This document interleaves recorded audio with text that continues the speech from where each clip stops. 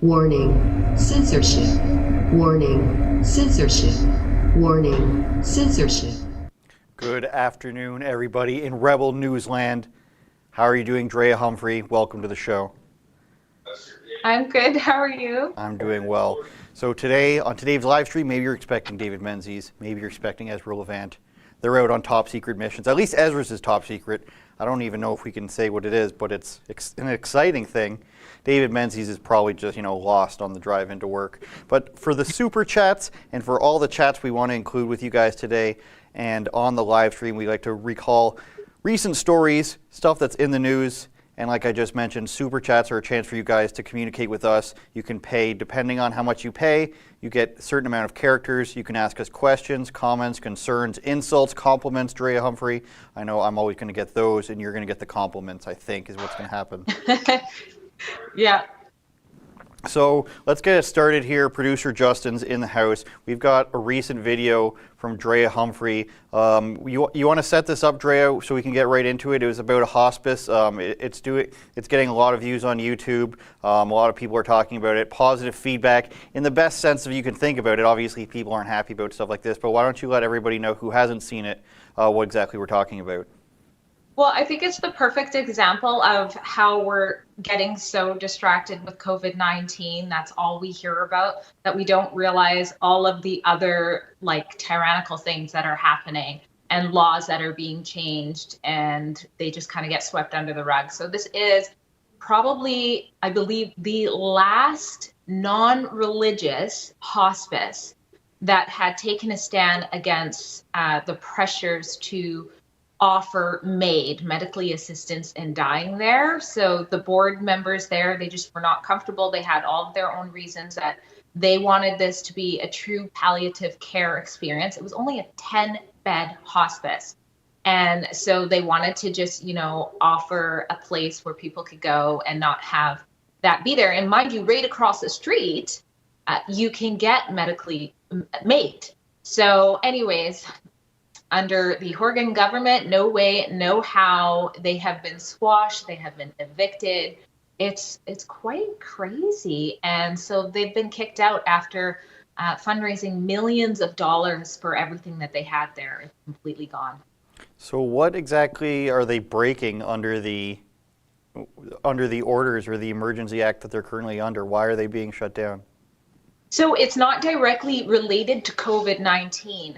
But what I'm saying is, because that's all we get educated about, their battle, in the courts and everything like that, has just been something that mainstream media hasn't really covered.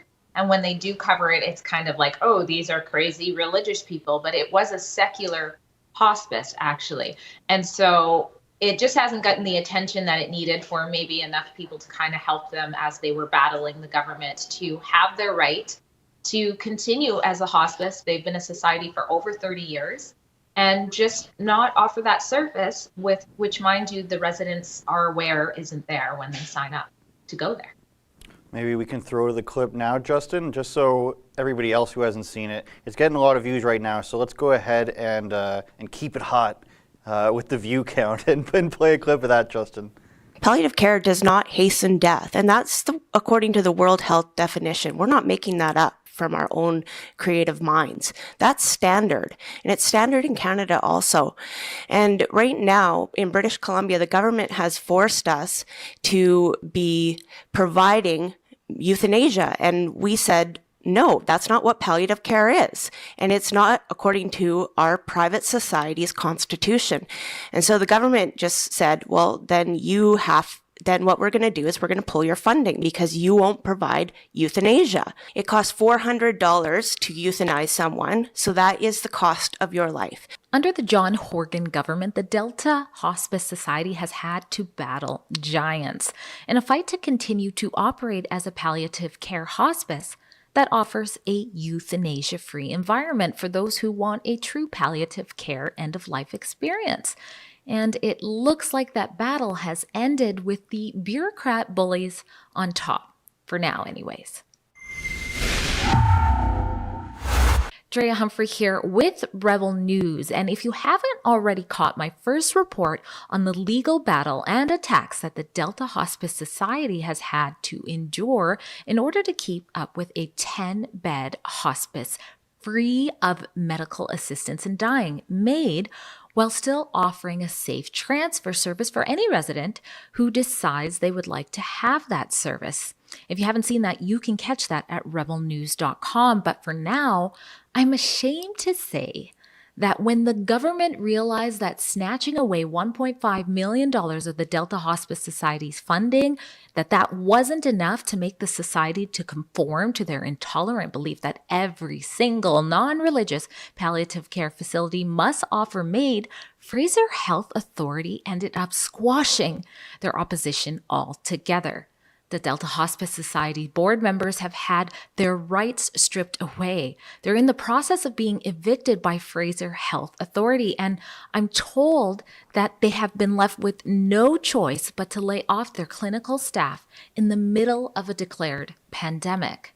It's terrible to hear, Drea, and if you guys want to see the rest of that video, rebelnews.com, or click open a new tab, of course. Do not exit this tab, but open a new tab for Rebel News on YouTube. Drea, switching gears a little bit to even bigger news, which is Canadian citizens, whether you want to say they're not allowed to come back to their own country without basically being sent to a minimum security prison. That's the big topic right now. So just for anybody, if they haven't heard yet, the Trudeau government, who now seems to be kicking the ball down the road with this statement, said that if you're returning home from what they would deem, of course, as a vacation, because you shouldn't be going anywhere, you're not allowed. If you do not have the right test, or you do not have a previously done negative PCR test, I believe it is, that you will be forcibly tested, and you will have to go to one of their designated COVID hotels in order to await your test results, which could be up to 3 days. Now, keeping in mind that there are tests out there that can be giving the results within a couple hours. We don't want those, Drea. We don't want the good ones. Yeah. We want the crappy Chinese ones. So say you don't have a test, or you are waiting your test results. Oh, you're just going to a hotel. There's no problem there. Except it's basically like a minimum security prison, Drea. The windows don't open. We know that from the Mississauga location by the airport that David Menzies did a report on. We know you're not allowed to leave. We know you're not allowed to talk to the other people. And we know that you get terrible food brought to you in a U-Haul van. So it is basically like a minimum security prison. You're not supposed to leave. You get crappy meals, and you can't even open your windows. So essentially, you're barred in. What are your thoughts on this, Drea? Did you think we were going to come this far as a country? Unfortunately, I did. I did a report back in August when New Zealand did this. They had just like a handful of cases and started mandating quarantine for everybody there. And then I started digging into our emergency laws and things like that. And I realized, wow, these guys can really do whatever they want. They can just decide on a whim that they want us to be in mandated facilities, as long as they keep extending the Emergency Act. And so I did a report back in August about, just paying attention to what could happen. I also spoke to one of the constitutional lawyers at our friends at the JCCF, because I wanted to know, am I being paranoid to think this way? And it was James Kitchen, and he said, no, you're not. And another thing that's concerning is that they can actually make these laws retroactive. So they can decide something, and then it affects you if you apply to it from 2 weeks earlier. So I'm not surprised to see this, but at the same time, with everything, we might have thought that it was coming, but when it is here, it's still surreal to be experiencing. For sure, and we had Cian Bexty go to an airport, I believe the Calgary airport. If you want to cue up the part, Justin, where he's talking to the Government of Canada officials, we'll get to that in a moment. But the idea that last summer you had Randy Hillier, right? Randy Hillier present in Parliament the order for these facilities to be drawn up to be used in the future for people who needed to isolate, and among other things. When he presented this government document to Parliament, he was laughed at. And think of what you will for his anti-lockdown rhetoric or his going to protest. even if you dislike what he says about that, put that aside and see that he presented a government document about these facilities and was laughed at. CBC, our favorite state broadcaster, published an article that says it's a conspiracy theory, and then the government said, "Oh, we can't be listening to these conspiracies. That stuff is just not true." But now here we are. I believe it's 4 months later, because that happened in October. Now we are at the point where if you don't get the right test, not even just get a test, if you get the wrong test that proves you're negative or you don't have a test, you're going to a facility against your will. And we've seen the woman in Calgary whose son was taken away, and we have an email address now of airports@rebelnews.com for people to email if they want to send us their flight information, the circumstances where they're coming into. And if something happens, you can contact us and we can get cameras there, we can report, we can try to help you as best as we can. Because, Drea, nobody else wants to seem to fight against this. I know is it the Civil Liberties group of Canada that is now finally standing up against this stuff, or at least speaking out. I don't know what they're doing, but so they're finally saying something about it. But this is 10 months later. We've been doing this whole time, and what we hear in our inter-office, I was going to say interplanetary, it's kind of like that when Abby joins. What we hear in our meetings is that if nobody else is going to do it, then somebody else has to stand up for literally our rights, our Constitution, our Charter of Rights, whatever you want to pinpoint. And when nobody else is speaking up against it, how come, Drea Humphrey, I'll pose a question to you, how come the opposition party of Canada, the official opposition, has nothing to say about this at all? I'd say it's just a bunch of fear. Everybody, it's not just the politicians, it's the nurses, it's the police officers. They're also afraid of losing their position, that they're silent, which makes evil prevail. We've heard that famous saying, when good men do nothing, evil prevails. And I think that's what's happening. And I think there's a lot of spineless politicians who don't deserve our taxpayer dollars. Oh, for sure. For the idea that our rights are literally being taken away and the opposition doesn't have anything to say about it. They're right, in a sense, to go after Trudeau's government for lack of vaccines because they promised we'd be first, we'd have all these vaccines, there'd be unlimited amounts of vaccines, everybody would have 30. But that's clearly for political points, and they're appealing to phantom voters right now. There may be some voters that they can win over, but strictly appealing to extremely liberal or Justin Trudeau or NDP fans is not how you're going to win the election. Everybody thinks that if they call an election in 2-3 months, Conservatives are going to lose ground from what they did in the last election, and this will only tell Justin Trudeau that he's doing the exact right thing. So we've sent reporters, we're sending more cameras to airports to try to stop these things from happening. And we sent, not me personally, I sent Kean Bex to you guys to the airport, and he was talking to people, getting their opinions on it. A lot of people disagreed that temporary foreign workers shouldn't be allowed to skip quarantine and skip the provisions that other people, Canadian citizens, are required to do. And he also ran into some people in Theresa Tam's team at the Government of Canada, and that was probably fun, so take a look. Waiting perhaps to abduct someone, so I figured I would ask them a few questions. They retreated, of course, but I was able to ask what I wanted to. Excuse me, guys, could I bug you for a quick sec? Sorry, could you tell me why Canadians are being abducted at the airport by folks from your department? No comment. No comment. Have you read the Charter of Rights and Freedoms?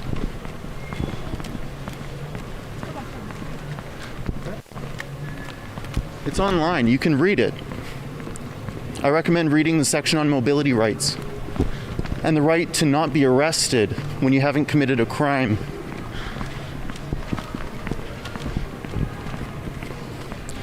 Why aren't you letting them talk to their family or letting their family know where you take them?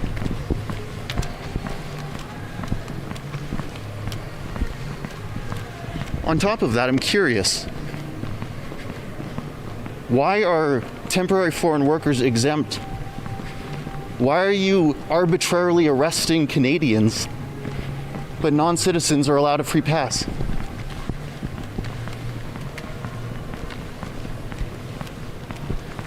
Please explain. There's millions of Canadians that are curious to know if they're about to be arrested by Trudeau?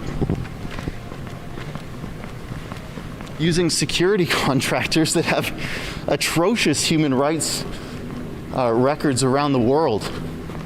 Why'd you pick them? Why'd you pick G4S? Are you ashamed of what you're doing? I sure would be. So those were two members of Dr. Theresa Tam's legalized abduction department here in Calgary, Alberta, at the Calgary International Airport. Those two individuals who said no comment to questions about why they're abducting random Canadian citizens who have not broken any laws. They didn't have any answers because they probably, they're just low-level bureaucrats and they have no idea why they're just following orders. They're just following Trudeau's orders. When he tells them to arrest, a Christian missionary, a 20-year-old Christian missionary coming back to Canada, Trudeau says arrest him, and they do it. Well, not them specifically. Now, Drea, I really like Keane's sentiment at the end there, and that's what I've been saying and pontificating about lately. I can't answer these questions. I'm not informed enough. Staffers, police, of course, aren't going to give their opinions.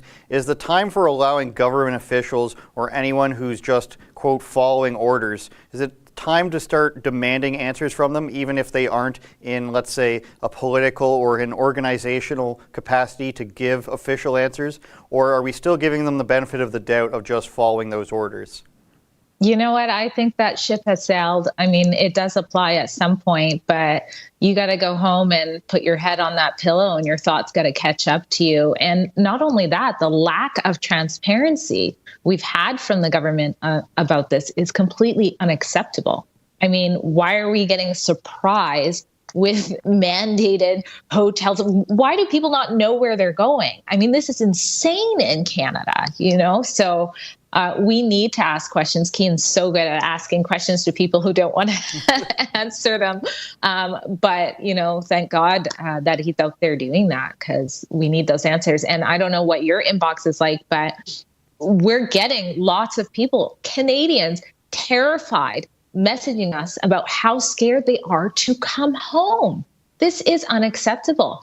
And it always reminds me of, early on when I came across that old documentary from Dr. Tam. I'm sure everybody's seen it by now. I think it was called Pandemic. And she is so cutthroat with, her measure on this. So I'm not surprised. In that video, she basically said, whether they're healthy or not, lock them up, throw the key away, and then decide later if you've overreacted. And I think that's what we're experiencing. Now, Drea, for those who are, for lack of a better term, probably far left voters, I'd wager about 10% of the voting population, NDP and Green Party supporters, that are saying in response to some of this stuff, it's about time, Justin Trudeau, that you did this. It's about time Doug Ford, the Premier of Ontario, locked everything down. They should have locked down harder. And even if you think they should have done it at the beginning and your opinion has changed, there's still people that are saying we need to do harder lockdowns now. They're glad that people who disobey the stay-at-home order or choose to travel for whatever their reason is, they're glad that they're being locked up, and they're glad that they're being forced to pay these fines. Drea, do you come across any of these people? And even if you don't, what do you say to these people who still seemingly just want the government to be able to do anything that they want to be able to do to its population? Yeah, I think it's hard not to come across those people unless you're hiding from being online or watching the news or anything like that. Actually, I just saw a poll. I wish I could remember what poll it was, but it was asking how typical voters feel about law enforcement being able to enter your home without a warrant. Mm-hmm. And it was something around 20% of, I think, NDP were against it, and lower for the Liberals. And the Conservatives, it was still like only 47% were against it. And I'm like, that's almost 50% that are against police officers entering your home without a warrant. I mean, what does that mean? You were around somebody, your kid went to school, and someone in the same grade as them had COVID, so now they have to go somewhere? Like, I don't know. Where does it end? Yeah, staff writer Dave pointed this poll out to me yesterday, where the majority of people agree that they should be upholding the Constitution and our Charter of Rights and Freedoms, but at the same time, those same people say it's okay to go into places without warrant to enforce COVID. What's the word I'm looking for? People who disobey the COVID orders, COVID dissenters, I guess is what I was trying to say. So on one hand, you want our rights, but on the other hand, you're willing to give them up in certain situations. I'm not willing to give them up for something that is 99.5% survival rate. That's just insane to me. And the fact that we're going to the point of double masks now. I look at Twitter this morning, and this is what every person in the mainstream media has decided to write about today. Of course, you double up 2 Brita filters on top of each other. You're still filtering the same stuff. Okay, maybe you're moving masks slightly. And this is just me trying to make sense of it for people who support this sort of things. Maybe you're lining up the mask so that it covers the holes. None of it makes any sense because tiny particles are going to get through anyways. These masks were never actually meant to stop the disease from going through. And again, it still boggles my mind that we're talking about this for something that's not very deadly at all. Maybe I'd be for the militaristic movie scenario if we're talking about something like even 95% survival rate, because 5% is still a huge swath of a population when you extrapolate it. But over 99%, come on, Dr. Drea, Humphrey.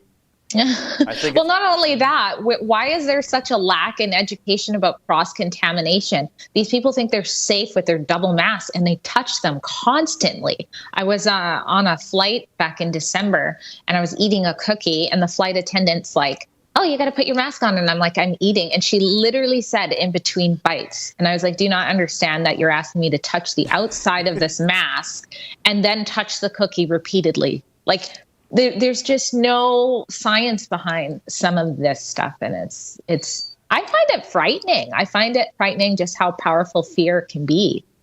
Yeah, and I go through this whenever I go through a drive-through. It's okay for you to touch my food, touch the bag, and then take my money.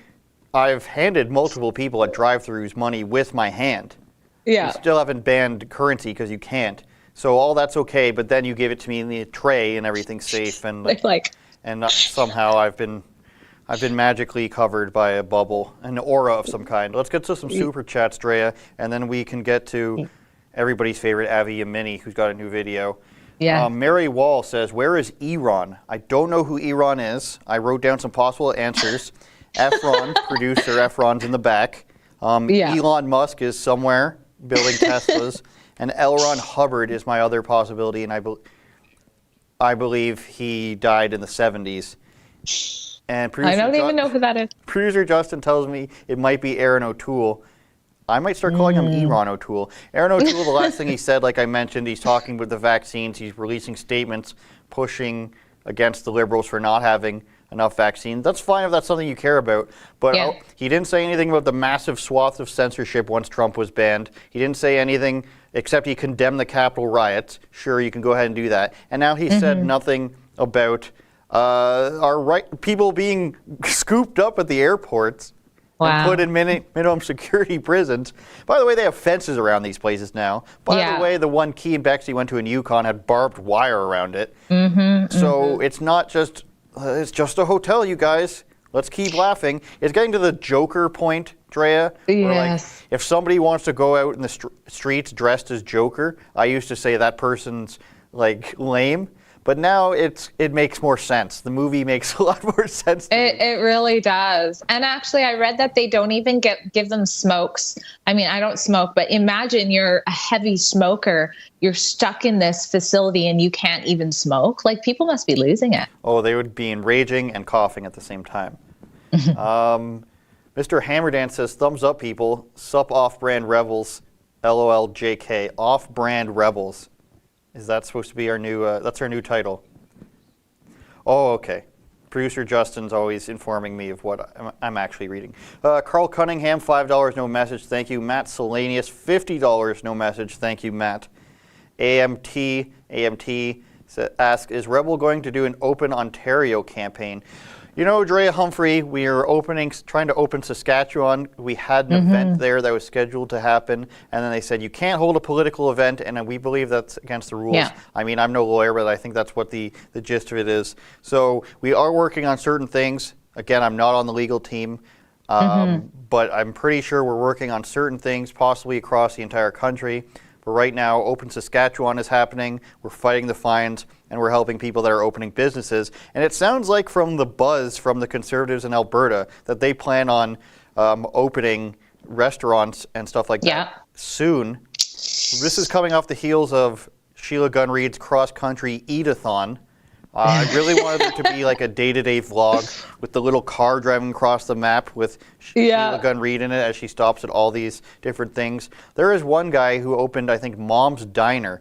And just kind of like Adamson's Barbecue in Ontario, Mom's Diner in Alberta, excuse me for not remembering the city, he said they've been selling out of meat because they're a specialty meat, like deli sort of thing. They've been running out at 2 or 3 o'clock in the afternoon because the response is so good. This is what happens when people say they're going to open in their barber shops or their hairstylist places. They get flooded with phone calls of people who want to get haircuts because it's been months and months, whether you want to wear a mask or not.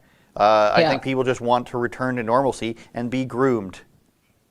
Yeah, well, I mean, we're responsible enough to make wise decisions, and these are just not rational orders that are being put against us. But imagine you have a restaurant that wasn't that good to begin with. Now, if you open up, you're going to be the hottest spot on the block. Exactly. What do you have to lose? I can't think of a terrible restaurant. They don't exist anymore.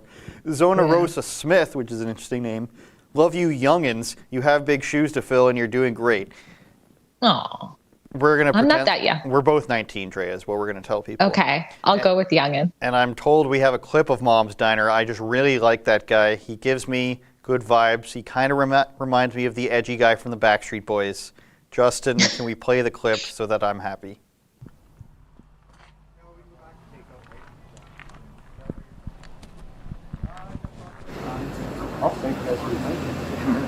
Okay, I guess I'll speak to you in a few minutes. Okay. Shoutouts just at the right time. Yeah, I guess so. What just happened? I had them come in for the second time. They came in yesterday and gave me my first notice of closed to the public, and I opened it up again this morning. Now they just showed up with the RCMP, discussing whether or not I'm going to get a ticket or whatnot, and the avenues of going via Queen's Bench to see if I agree or disagree, and I get to have my time in court. Now let's just see what shakes out of the tree here. Was it busy before they showed up? We were just about to close down 2 hours early. We couldn't keep up again, just like yesterday and the day before. We went through, hundreds of pounds of smoked meat that's smoked locally at 6 on the block here in Lacombe. It's been crazy. The public has come together for sure to support us. Mom's Diner's small. It's been here for over 30 years, off and on as a diner. So the community support has been amazing.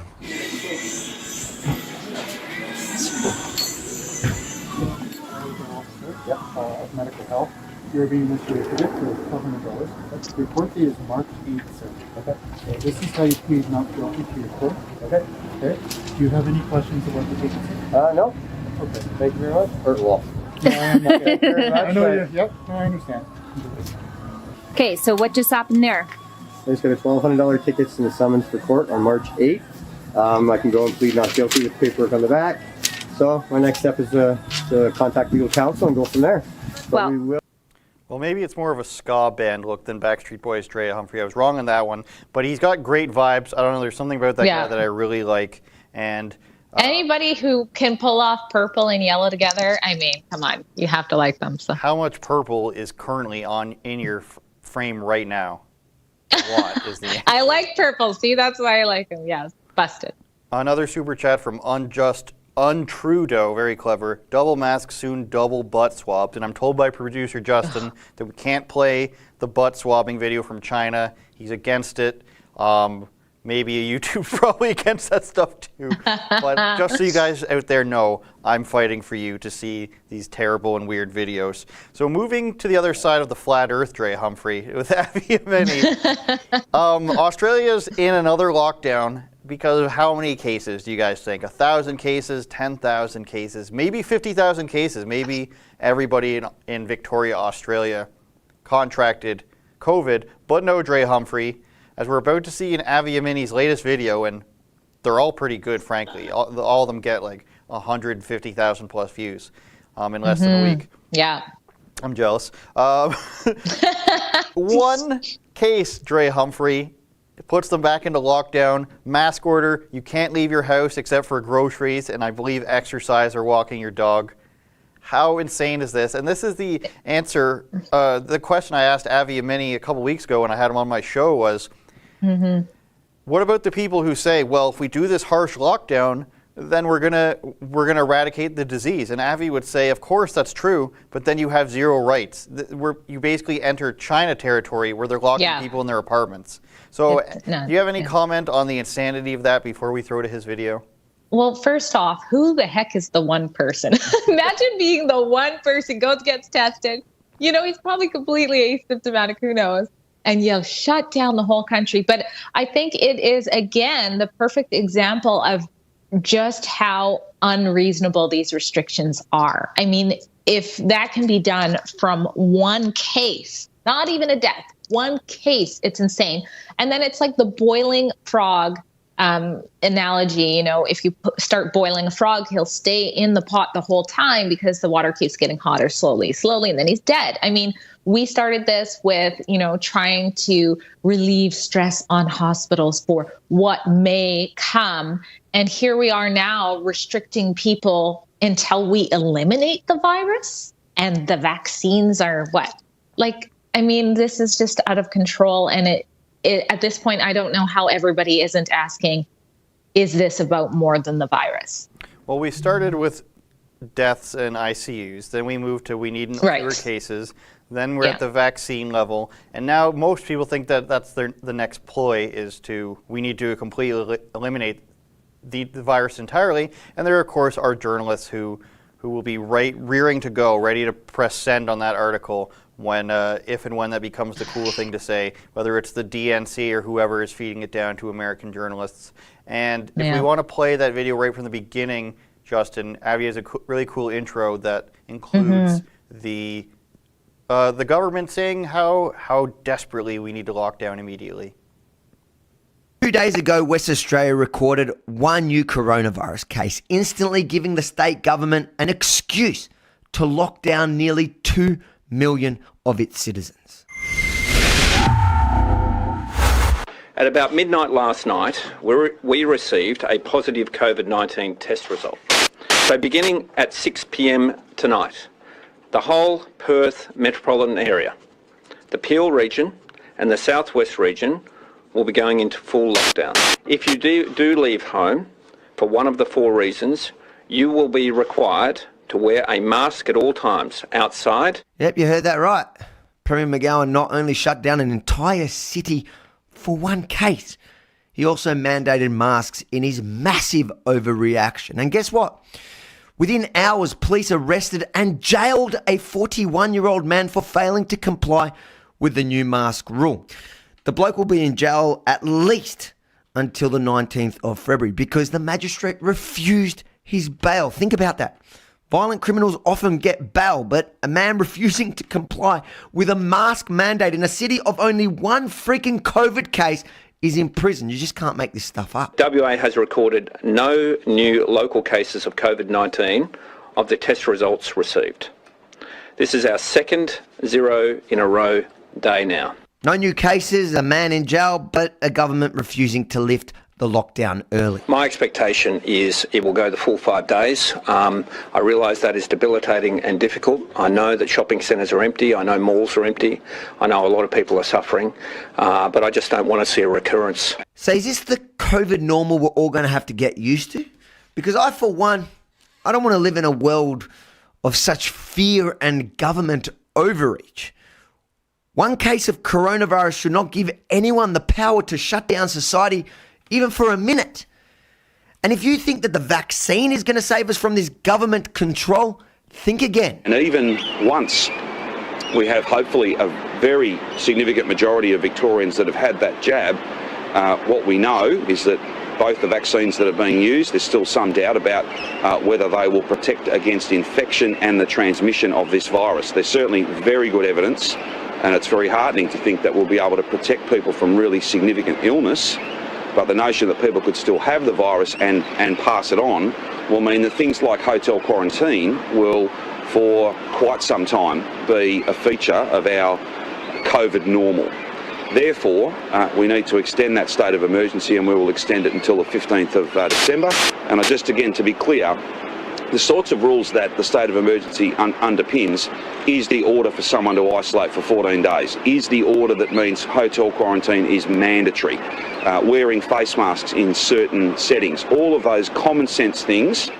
Common sense. It's common sense, Drea, Humphrey. It's common sense that we get paid here in the government and in the media, and then we get to decide what everybody else's life has to be like. We've had no cases, but and your lives are being ruined, but we're going to have to continue on with the lockdown anyways.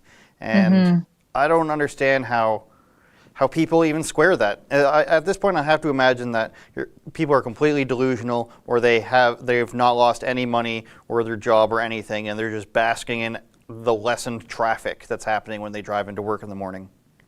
And I think there's so much power when you hear the same phrases over and over and over. So if they just keep saying it's common sense or the COVID norm, it's the COVID norm, then it becomes that to a lot of people. And a lot of people understandably trust their government, I guess. They don't want to think anybody's intentionally doing things that can hurt them. And I don't know that that's the case necessarily, but I think if you're a good person, you're just automatically assuming that the people running the country are good as well. Well, people like to point to New Zealand and Australia for eradicating, quote unquote, the virus. Again, I have to point out that we're talking about something with less, like 0.5% of a death rate, and it's still crazy to me. And it's fun to watch the different propaganda terms used there, like the jab. It's just a jab, you guys just get it. It doesn't matter. But when people talk about how great Australia and New Zealand have been, these are much, much smaller countries, smaller populations than the United States or the United Kingdom. They are islands, so it's easier to close off. Their states and provinces are much further apart. Their city centers are much further apart. If you look at a map of Australia, it's all on the coast. And then in the northern and western sectors, there's a whole bunch of marsh and desert. And if this is the country you want, the future you want, where the government just says, okay, you can't leave your house because one person has a virus that kills less than 0.5% of the people who get it, if you're over 80, then maybe that's the type of country you want to live in. It's not the type of country Canada was founded on, America was founded on. Australia certainly wasn't founded on being a totalitarian state. It was founded on other hilarious reasons. But when you look at New Zealand, for example, their prime minister, she was part of a party that's openly called Democratic Socialists. So it's not like they're doing much what they expected differently there. They pretty much signed up for that. But in these other countries where we have dug forward, and I used to tout that the majority of premiers in Canada were conservative in some way, shape, or form, no matter their party. But at this point, it's almost like they're worse because we're not getting what we asked for. We're getting exactly the opposite of what these people ran for, Drea, Humphrey. And can you speak to maybe the conservative base that's starting to distrust their leadership in places like Saskatchewan and Ontario? Well, I'm thankful for that. And I think it's just a matter of the more blatant and the more oppressive some of these restrictions become and how long they last, that we are going to see more people saying, enough is enough. I can't go to sleep at night anymore, and sleep's important. So they're going to start talking about it. I mean, how long can you be silent when you're in these positions of leadership? We saw what happened to, is it Roman? I never say the name. I believe. Yeah, I never say it right. I mean, it'd be nice if a bunch of them could talk and come out at the same time so they don't get, totally axed. But I'm thankful that some are starting to stand up. And I do think we're going to see more if this type of stuff continues. Yeah, and I'm thankful that there are people in a lot of different industries speaking out. I'm pretty disappointed in a lot of politicians. I'm glad that there's been some nurses and doctors groups that have come out and spoken against it. One of my friend's cousin is a nurse, and they said that they're not to believe a lot of the stuff. I've heard that from other people as well. And you can just look at the data, especially in Ontario, the number of people in ICU and hospital beds. Go follow Dave on Twitter for that one, at @DShrigg. He gives the numbers every day of the ICUs and ventilators and whatnot. And but I am disappointed in the teachers and the teachers unions who throughout this whole thing, it's been only about them. They're hiding behind children. They're standing behind the idea of a sick child to manipulate you, saying that it's too dangerous.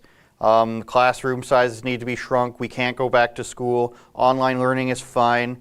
It's conveniently all the things that they asked for before the pandemic. But when you have children that are going to online classes 2 to 3 days a week, learning nothing, just probably muting it in the background or have it in one earphone while they're watching something else. That's what I would be doing. Right up to the age of 17, I would have the screen on me in the background, listening with one ear, and then I'd be playing video games or watching videos the rest of the time. I have zero doubt that either these children are all watching other videos or playing video games. Why would they not be? Or eating. A bag of chips is something you probably can't have next to you at school. So I'm very disappointed in the teachers union and the teachers who have just been saying, oh, it's so dangerous to send kids back to school like this, even though, just like restaurants and gyms, Drea, there's no data to back this up at all. And we need to get to some more super chats, and then we're going to get to your latest video with one of my favorite characters. So Noble Canadian Noble Canadian asks, is it better for Canadians to seek asylum overseas now until it's safe to come back? Never thought I would ask this question in today's age. You want to answer that one, Drea? Sorry, it cut out. Is it better to seek asylum overseas right now than coming back to Canada? Oh, goodness. I guess it depends where you're coming from. And it reminds me again of some of the emails I'm receiving since we've offered help, including, I don't know if this was mentioned, legal help. We have lawyers helping with the COVID jails.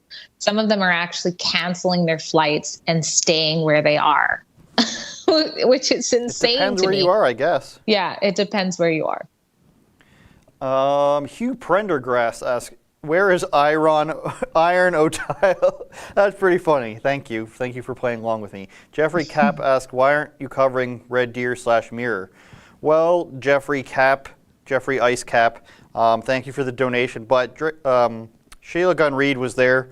She stayed an extra 2 days, I believe, to cover it. And I have to imagine she's going back because we heard that a bunch of stuff happened there. So whether or not this person goes to trial or they can continue to open their cafe, I believe Rebel News is going to be there, and you have a choice to support either outcome that happens. And if you want to go there, then go, because I'm pretty sure Sheila Gunn Reid is going to be there. But why aren't we covering it? We are, Drea Humphrey. We are. Yes, we are. I believe Sheila's there today because there's a rally in Mirror, and Kian's in Red Deer, if I'm not mistaken. Well, there you go. So we are here because they are not. Yeah. Joanne Mannon, should free will not also include the ability to ignore rules? I would say not all rules are created equal. There is a time and a place for the argument of, look at me, look how easy it is to not break the law. I'm not breaking the law right now. However, not all laws are created equal. You might have this opinion on marijuana laws. You might have this opinion on voting age laws. There is a time and a place to disagree with laws, and the idea is to get them changed or overturned. But having said that, there's nothing we can do when the government just says, the laws are now whatever we say they are without meeting or letting you vote on it. Drea Humphrey, would you be for more of a direct democracy style of people voting on tons of issues, or do you think that's a bad idea? Yeah, I'm pro more democracy, especially I think that's the big problem with what's happening. Because of them declaring a state of emergency, they get to bypass legislator and just make these laws without the democratic process. So I think we're seeing how extreme things can get when that happens. So, yeah. Especially with the budget. Doug Ford ran on cutting the deficit, eliminating the deficit in a few years. He's now probably quadrupled it. Oprah style, here you go hospital unions, here you go nurses, here you go schools, here you go electric car plant. I don't know, everything but making vaccines here, I guess, and making stuff here, which is what he campaigned on. An Alien Viewpoint gives us $50. Thank you, Mr. Alien. I'd like to see a transcript of the gunshots video of Carlos and the RCMP. The officers' responses were not audible, and it might be informative. Good job, Rebels. If you want to email Sheila, maybe she can get that, but I'm not sure. I don't know how to get that. You can try to turn the subtitles on YouTube. That might help. Otherwise, YouTube doesn't provide captions for everything. They have their automated captions that come up. You otherwise have to pay for something like that, a person or a service. And as a person who's done captions before on my own videos, and the editors here can tell you, it sucks. It's a lot of work, and it's not. And a lot of the time we do like Avi videos where we've got some Australians who have the most hilarious accents, and you can't understand them. That takes literal hours to transcribe that. So I just want you guys to know that. But if you really, really want to know, I'm sure if you emailed Sheila, she could tell you what they said in a video like that. Bill Bayan says, "You're the best, Drea." Now, it's the incorrect "you're," so you need to super chat that again. Otherwise, it's stricken from the record. But a lot of people tell me they like Drea Humphrey, so. And she's only 19 years old, we found out today. Yes, yeah. So very smart for her age. Unjust Trudeau says these leaders can't be this dumb, they are controlled. I mean, I don't know about controlled, and I think you should question how dumb they can be. You know, when people grow up, Drea, when they're teenagers, they say, they look on TV, and this is what CNN and MSNBC live off of. Person comes up with a title on it. Oh, they're the director of the World Health Organization. They must be a brilliant expert. Man, is that wrong. Having a title doesn't make you smart. No. The only thing you can maybe be sure of is that a person in professional sports is good at that sport. Maybe that's the only thing. But even coaches in those sports leagues aren't very good. A lot of the times they used to be players, so they have a lot of friends there, and they're saying, give them a chance. And it doesn't always work out. So they can be dumb. Just trust me on that one. Or go look for yourself. C-182 OPR. Just following orders wasn't a valid defense at Nuremberg. And yes, and you shouldn't use that reference all the time, or else it cheapens it, just like it has in the common world of racist or white supremacist or something, where you can't really believe it. But that, yes, I thought as a society and as a world, 80 years ago, we decided that following orders is not a valid defense. BC Prairie Girl, I didn't know they had prairies in BC. Is that possible, or does that mean they're from the prairies? I think that's what that means, yeah. Oh, this is a good answer, because this is pro Drea. Drea is just as sweet and lovely in person as she is on camera. And I'm still waiting for Andrew to interview Jessica Yaniv. His name is Jessica Simpson. Yes. Don't disrespect or dead name Jonathan Yaniv, okay? He's worked hard to create this image. He's jet setting. He's a hot chick. He just became a hot chick in the last, officially. He got what, Drea Humphrey? Oh, you're going to make me say it? Well, the twigs and berries. The twigs and berries, I believe, are gone. You can Google it, I guess. I don't know. I'm sorry, everybody has to picture that. Lizzie Love gives $5, $10 actually. Did Drea match her sweater with her background on purpose because she looks fabulous? Okay, guys, I know my hair is a little disheveled. I said earlier that I look like Christian Slater right now. That's a good movie reference. And I kind of matched my background. I'm wearing blue. There's blue behind me. You do match, yeah. Oh, then he just cuts to Drea Humphrey. I'm just obsessed with purple, so it wasn't like, yeah, I'm going to wear this to match. It's just a thing that happens when you're obsessed with purple. Let's get her kids in there to tear down this background to make me feel better. Drea, unleash the children. I know you got 20 of them. Mr. Hammerdance says, yeah, thanks, Justin. Thanks for the insult, okay? Mr. Hammerdance says, Bill Blair just named Proud Boys as terrorists. Bill Blair's going to Bill Blair. The Proud Boys are going to Proud Boy. All I'm asking for is some consistency. If the Proud Boys are terrorists, then so are Antifa and BLM. I don't know. What are your thoughts on that, Drea? Okay, well, I guess I'm going to talk about... Quickly, though, we need to get to your video. Okay. Yeah, I think it's just... it's like in a... I can't even answer. I think it's all just hyped up. Everything is based on like a small element of truth that gets blown out of proportion for an agenda. That's what I think. Proud Boys leader, possibly an informant, it turns out. Right. Yes. I think he is one. Yeah. I don't know. I got to read more on it. I think that he's possibly an informant for the CIA now, because he used to be an FBI informant, and then he's denying that now. That's just what I said. Or it could all be lies, Drea. Who knows anymore? Curtis Unger says, when will the world figure out that aliens have arrived and this is all just a smoke screen? You know what, Drea Humphrey? The aliens have been living under the ocean for... I mean, if you watch Ancient Aliens, you guys, it's all written out for you. Giorgio Tsoukalos and all of it. I don't know, Drea. Are we going to see it? I mean, those UFO videos from 2019 turned out to be real. from the Air Right. Force and the Navy.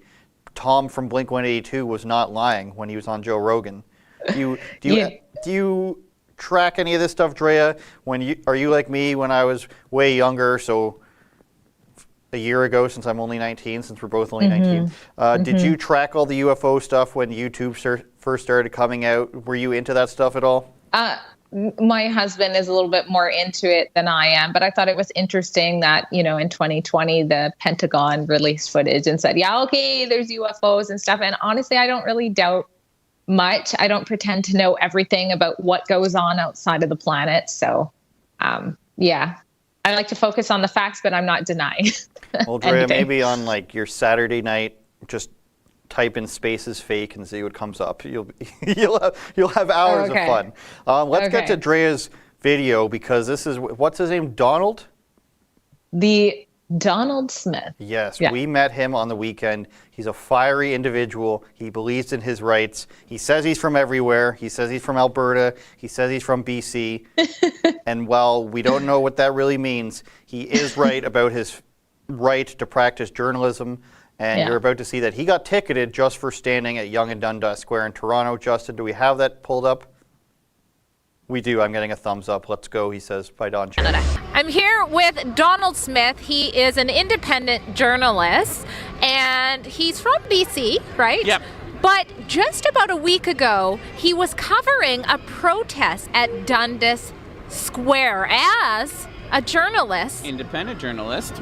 An independent journalist, and ended up with a fine. What is going on in Canada? Now, Donald, let us know which media you're with. I'm News Now Canada independent media. I run a YouTube channel where I talk about corruption, mental health, and all that stuff, and police brutality and other things. So when I saw the problems happening in Dundas Square before my birthday, I'm like, I'm going to go there after my birthday, after my 41st birthday.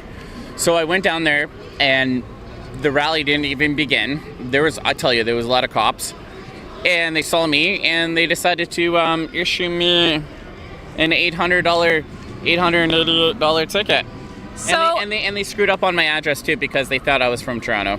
Well, I'm not sure how valid the ticket is anyways at that point, but let's have a look here. So it says, failed to comply with an order made during a declared emergency. Yes, basically I'm not supposed to be standing in a square with more than 5 people, or you're gonna get ticketed. And when I saw down there, the cops were heavy-handing people. They were taking people down. They were assaulting people. It was just, to me, I felt like, how do I say it? Dundas Square was like Tiananmen Square or North Korea and all that stuff. And I have it on video too. But I did put the whole version of the whole video of it, but I did edit too, where they said media is not essential. Actually, you sent me footage of that. We can play that right now. Journalists are no exception. It applies to everybody. It's getting very confusing here. So first of all, you have some peaceful protesters in the area. Their rights are being infringed upon. Yes. They're saying, okay, they can't be together with more than 5 people, but were you, in fact, gathering with more than 5 people? No, I was talking to people, and they did not like that. They were ticketing other people and all that stuff, and they told me if I didn't leave the square, I would be charged with trespassing into my country. And I do have it on video. I said, am I in communist China? He said, no, you're in Canada. It's a fair question. It's getting hard to see the difference between the two in a lot of ways. Let's talk about police force and how many officers were surrounding you while you were getting the ticket. How did that make you feel? Triggered and all that stuff, because I have problems with cops and all that stuff, because I've been beaten up by a lot of them, and I'll tell you right now, they had their body cameras on, but I'm going to tell you right now, that ticket doesn't scare me. Guess what I'm going to do? I'm going to go back to Toronto again and do my job as an independent journalist. And that's what we should have, is the freedom of press here, Donald. Now, there's another reason why maybe the ticket shouldn't be so scary. Have you heard of our Fight the Fines program? Yes, I have, and a lot of people who are in Toronto were telling me about it. Andrew and your reporters were telling me, and they were asking me, are you going to pay the ticket? But I'm going to actually say for the record, I'm going to fight it, because you know what? It's an unconstitutional ticket. I was standing around doing my job as a journalist. I'm going to say this for the record to Toronto Police Service and Doug Ford, or whatever his name is, Mayor John Tory. This is Canada. This is not communist China.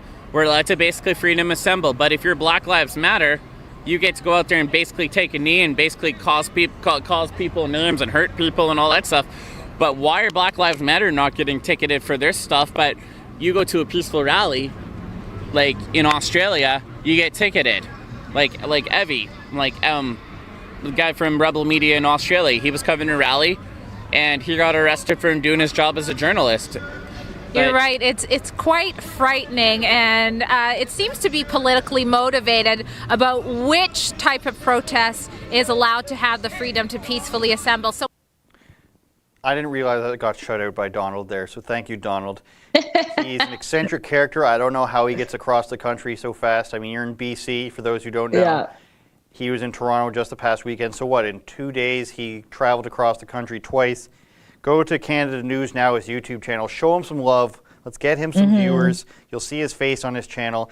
My favorite video of his is when he's touring his apartment saying, "Hey losers, I don't live in my mom's basement, I have my own place." It's pretty funny, so go to his channel now. And while you're there, we've got an Instagram page that just passed, I think, 20,000. So you can check us out on there. We're starting up our Rumble. We're trying. It's a difficult process to get everything in order on there. We wish we had Parler, Drea Humphrey.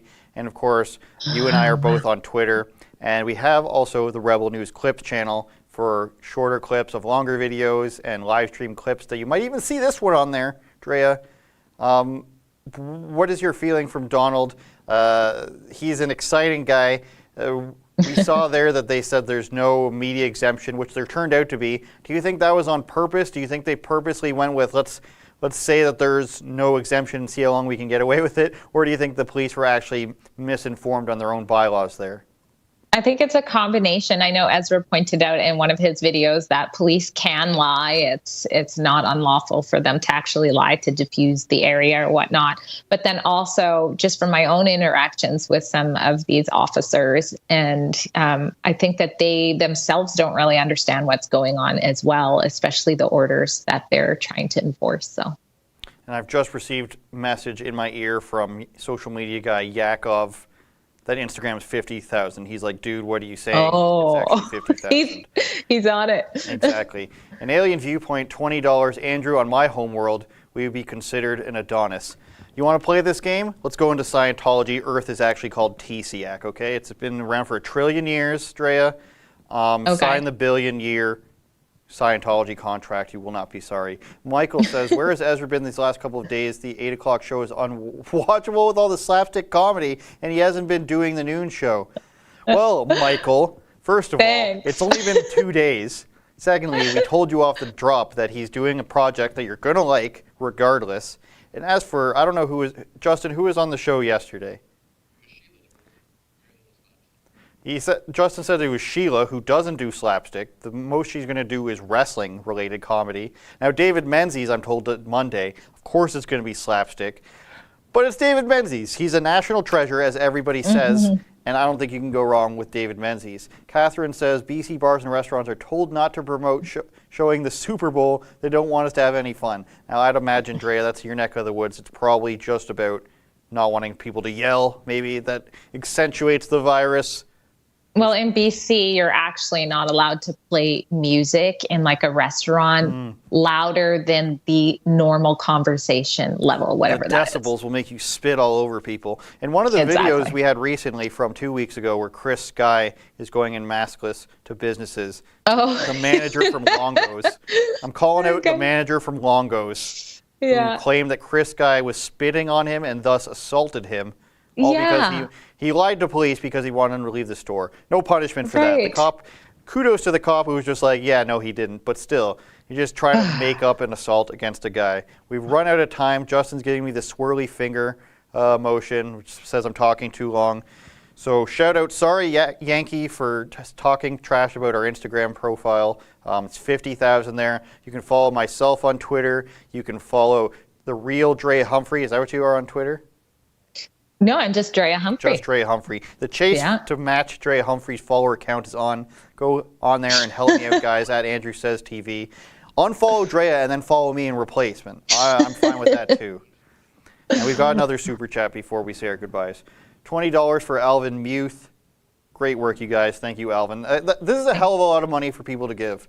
I mean, Yeah, the most thanks, I've ever guys. given on Super... I haven't given this much on Super Chats as the Alien guy or Catherine or Curtis Younger, all these names I'm seeing here, and Alvin, who gives us $20. We appreciate you. Shout outs to everybody in the back. Shout out to producer Justin. Shout out to, let's choose Lincoln today. I love Lincoln. Shout out Nicole. Final words to you, Drea Humphrey. Thank you guys again for the super chats. You know, YouTube isn't our biggest friend, and let's keep fighting the good fight together. All right, thanks a lot, you guys. Thanks for watching. Thanks for your super chats. We've got more videos coming up this week and today. Ones you're not going to want to miss. I've got a video about China maybe owns some of our COVID hotels. You're going to have to see that in the next 24 hours. Keep it locked on Rebel News. We thank you very much. Stumbling over my words here, Justin. Just fade out.